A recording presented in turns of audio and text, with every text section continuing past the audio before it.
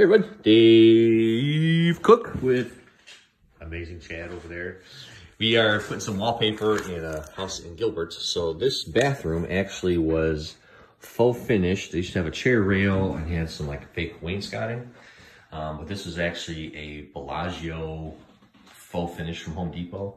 So Mark and Robert were here earlier this week and we used a Festool, nice and smooth, sanded it all smooth. Got down to like 220 grit sandpaper with the sander. Filled in a couple of the holes where they're not using the wallpaper or the hand towel brackets anymore. They took the sink out because that's getting changed, and some of the other stuff's getting changed out too, so it makes our job really easy. And then the paper we are putting up is from York. So there is the paper information. And then first thing Chad did, he beat me to the job site this morning, embarrassing as it was for me.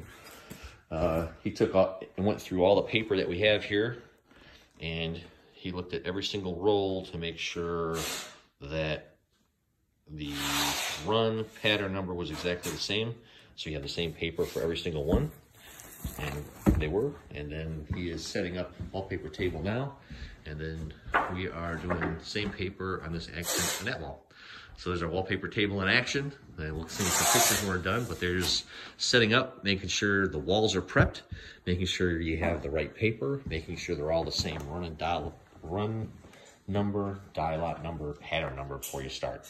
So there you go, setting up wallpaper for the day. If you have any questions about wallpaper installation, give us a call to Franco Finishes. We're here to help you love the space you're in.